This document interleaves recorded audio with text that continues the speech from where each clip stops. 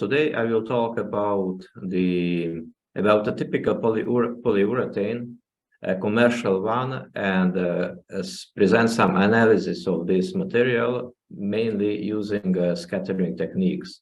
That means neutron and X-ray scattering, and among these, mostly with small angle scattering. And small angle scattering is important in this context because it sees the structure of the material with a resolution of about a few nanometers, which is exactly the structural features of these materials.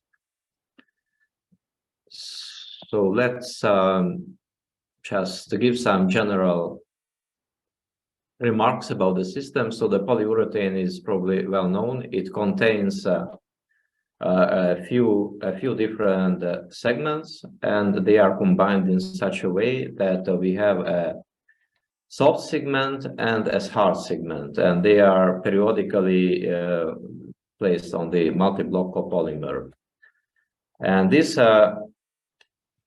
groups can be either ester groups or ether groups or other groups. And in this study, we shall use a polymer which is made by ester groups, and we will see that how it behaves upon various conditions. So the main interest in this polyurethane is that this combination of soft segments and hard segments, it leads in appropriate conditions to a separation. The separation of these two subsegments, and this separation leads to appearance of a structure in the whole material, which is characterized by so-called hard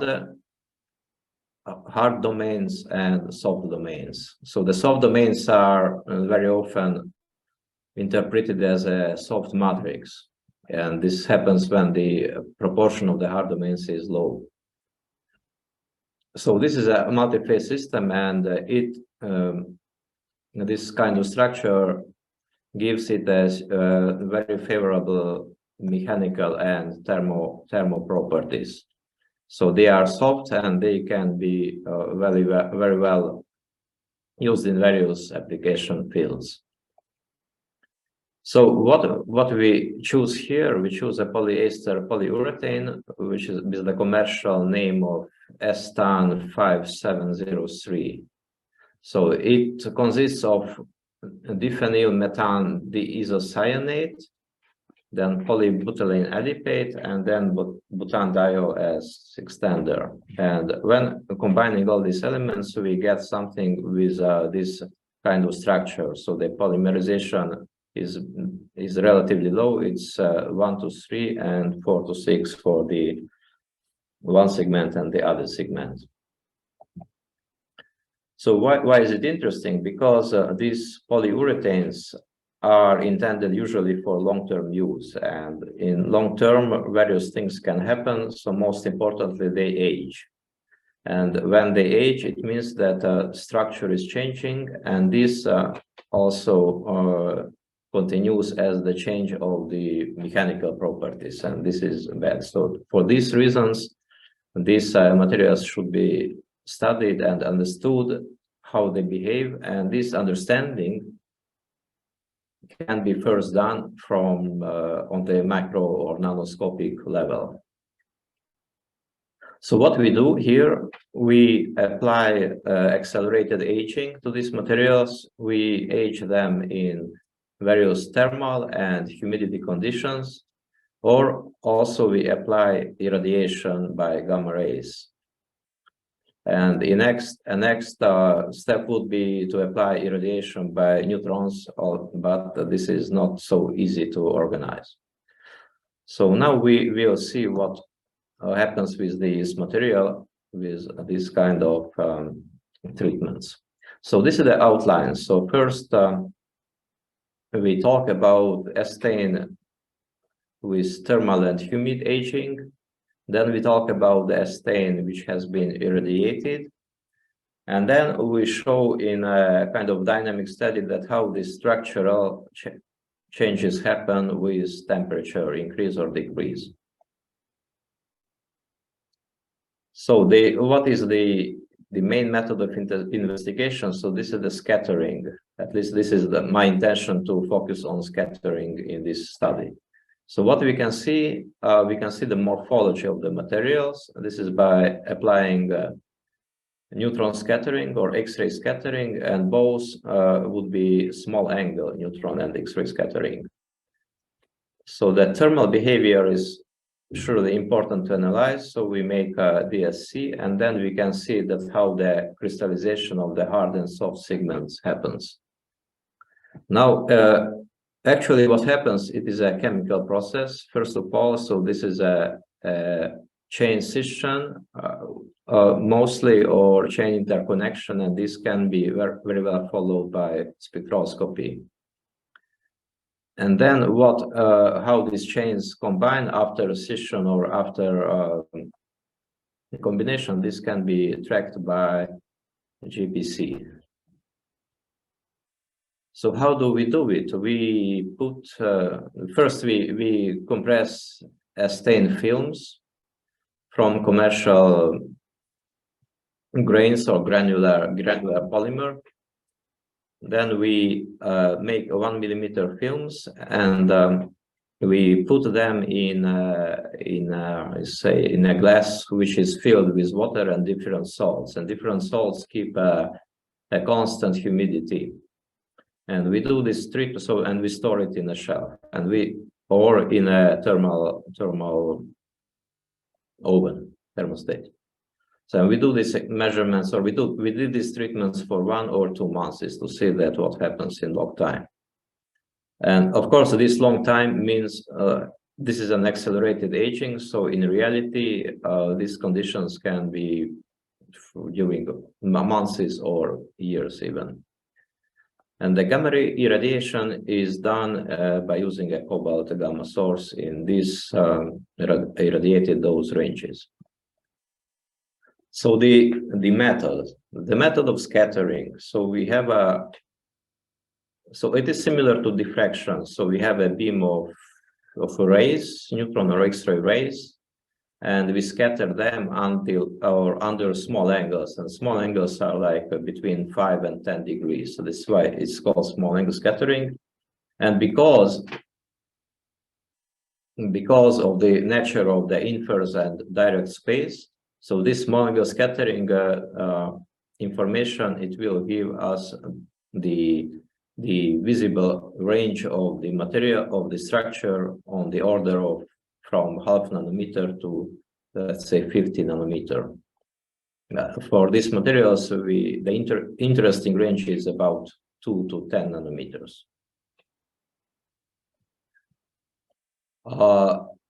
The theory is probably not so important for this presentation. Nevertheless, I want to say that the scattering intensity, the scattering picture generally, I don't know if you see my mouse as a pointer.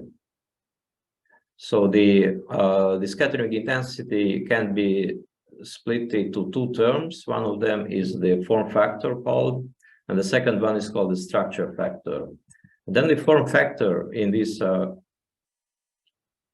case corresponds to the size and the shape of the domains, of the hard domains in the polyurethane. And the structure factor makes or contains the information how these domains are spread in the matrix, in the soft domain matrix. So it can be caused by particle interaction as it is written in this picture. However, since these particles do not interact, in fact, in this solid matrix, so this structure factor, this SQ, it corresponds to their mutual arrangement.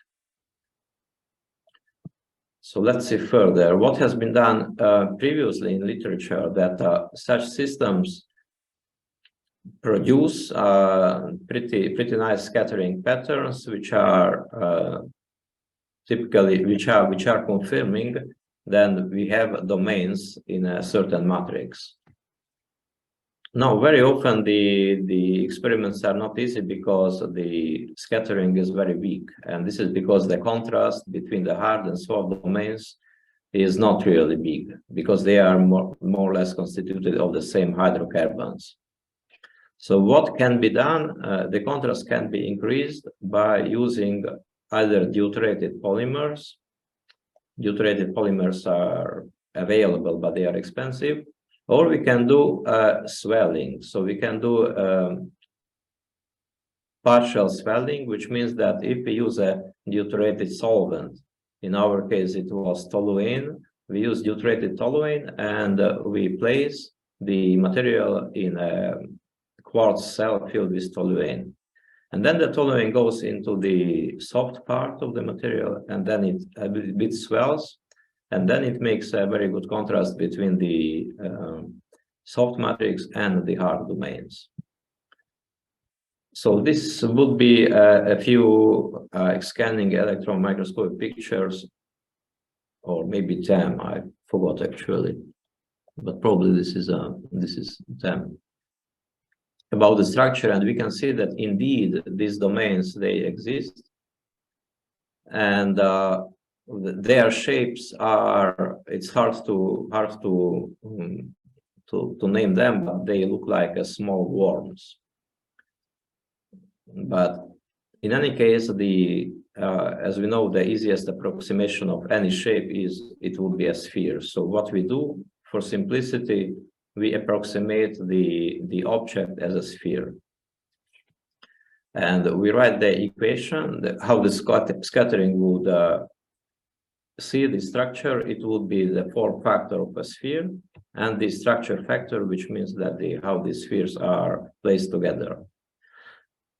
Since sphere is not really a perfect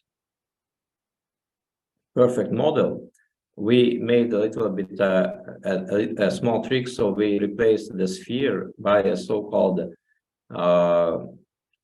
correlation length model, or correlation domain model. So this is a Debye-Anderson-Brumberger model, and we combine it with the same structure factor as written above. And by this model, we have like two parameters, and these two parameters are the size of the domain and the distance between the domains, the average distance between the domains. So this is just the mathematics. This is how this form factor of the Debye-Anderson-Brumberger model looks like. And on the right side, we see the structure factor. And what we see that on the right side, if the by V, we denote the volume fraction. So if the volume fraction is very low, 0.01, then the line is nearly flat. So it's nearly, there is no structural correlation between the domains. However, if the volume fraction increases, here we see it from 10% or 20%, then appreciable scattering intensity drop happens at the very small Q. Then appear at the Q, as it corresponds to the average distance between the domains.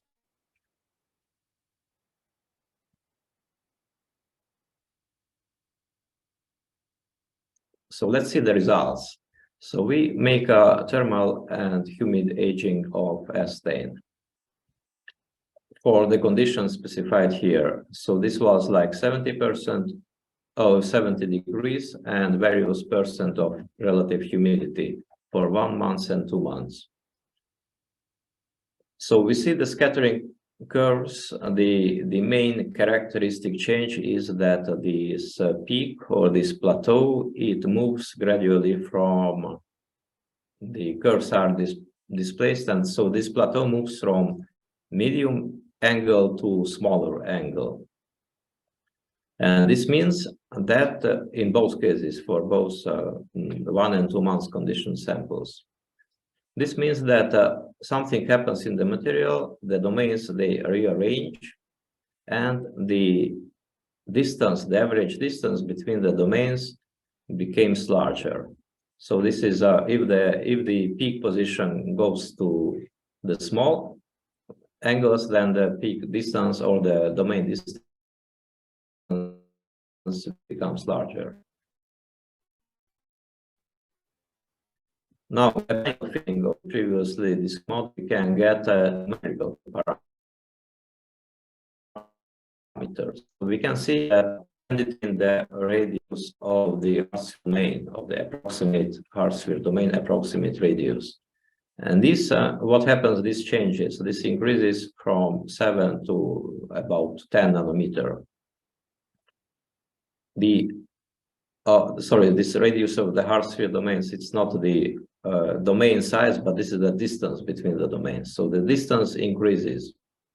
And the correlation length, which is denoted by the A correlation. So this changes also, it also increases. So what is the conclusion? That the Hart domain size increases with aging in wet conditions, and also that the humidity, it accelerates the growth of the distance between the domains. So this means that there is some chemistry happening and the domains are rearranging. So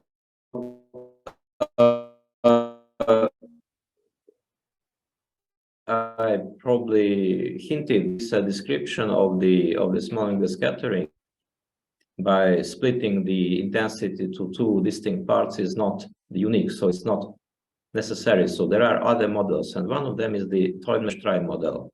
So it describes by a single equation the structure of a multi-domain system, and in this case, it's the main parameters which result from such kind of interpretation would be the same. So the domain distance and domain size. However,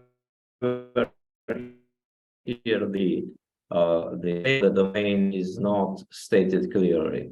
So here, usually this model corresponds to a lamellar-like distribution of the interconnected phases. So such model has been applied, for example, in a recent study by Gross-Meslov and others. And what they did, they went further. So they varied the composition of the polyurethane. So they made a polycaprolactone-based polyurethane ureas with varying the proportion of the one of the segments, and as we see in the lower graph, the glass transition temperature clearly increases monotonically by the increase of the proportion, and this it also corresponds to some structural differences between these materials. When they did the small scattering of neutrons, they also did it with X-rays. So they observe similar type of patterns, and what they applied this Tollmesh-Tri model for the data for describing numerically the size or the size changes. Now we come back to our polymer, which has been treated in humid conditions. And what we see by GPC and what we see by infrared, we see that the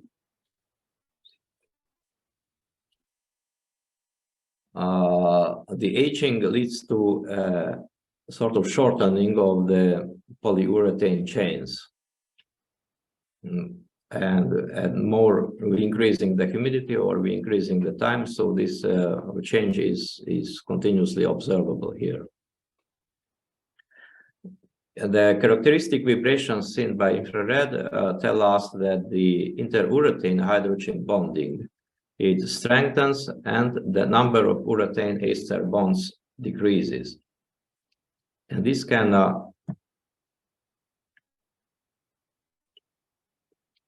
be also seen by performing the DSC. DSC for these materials says us that the glass transition temperature is changing a bit, and more interestingly, the specific melting enthalpy grows. So what is the concluded from this kind of analysis is that the hydrolysis of the ester links on the polymer. So this is the main reason of the structural changes in these wet conditions. So this means that the shorter molecular chains, they have increased mobility, and then they try to dissolve the part of the hard domains. And by dissolving them, the distance between the hard domains increases, as it was seen by the scattering. And in the meantime, the glass transition temperature is also of the soft segments is decreasing. Now, what happens with the ester which has been irradiated? So the irradiation is a part of the chain scission. It can produce other effect. It can produce cross-linking. So this leads to the increase in the strength of the material.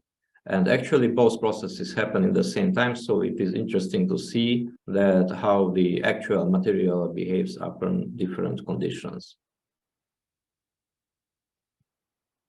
So in this case, we irradiated the same kind of 1 millimeter thick polyurethane samples in air, and also placing them in the water in order to mimic some maybe relevant, interesting conditions in the practical use. So what we see, again, we see that we have this domain structure, which is reflected by the peak of the small-angle scattering curves. And we again see that the peak position goes gradually to the left. So it means that the domain distance increases for both materials irradiated in water or irradiated in air. Again, we can apply the same kind of fitting, and we can see numerical values, and we can see that for example, the hard domain distance in nanometers, it's in the right graph. It increases from 10 to maybe 11 or 12 nanometers, or from 10 to about 14 nanometers. And there is a huge difference in the behavior of the material in water or in air. So the sample which is irradiated in water, it makes a very strong structural change, and actually it leads after that by partial degradation of the material. What is interesting from the GPC results is that the original polymer molecular weight is about 20,000 grams. And by increasing the irradiation, we see a fraction which is not quantified, but there is a fraction in the left side of this peak that tells us that there are some much larger domains or polymer segments appearing, which means that the chain interconnection happens, and the average mass of the dissolved polymer, this has been done in PHF, that dissolved polymer is larger. Now the infrared again tell us that similar kind of processes happen, and that finally we can see that what happens during irradiation. So this is the cross-linking and chain scission together, and in this small sketch we can probably depict how can it imagine this kind of structural change. Now we also did some temperature dependent studies, and this has been done by X-rays, by small angle X-rays in a laboratory setup. And what we see that by increasing the temperature almost to the glass transition of the subdomains, we can gradually see the developing of this peak, of the interference peak between the hard domains. and the radius, actually the mean radius of the hard domains decreases in parallel.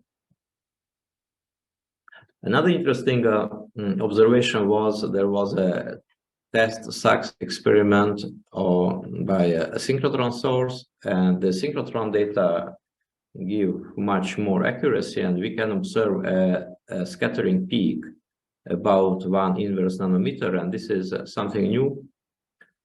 And this is rather sharp, so this can tell us that there is probably some rather definite distance between the structural units, and this can be either crystalline, but more probably it is an extended chain of which corresponds to this distance, and this is the distance between the hard domains in this material.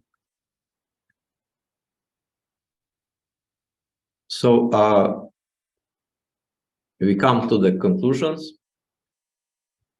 So what we saw from these experiments, that chemical reactions are certainly happening in the polymers, but also the morphology on the nanometer scale changes pretty much strongly.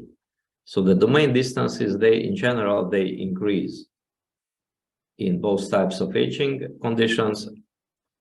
However, the domain size and of the hard segments, they show an opposite behavior. So in humid aging, they decreased, and in irradiation conditions, they increased.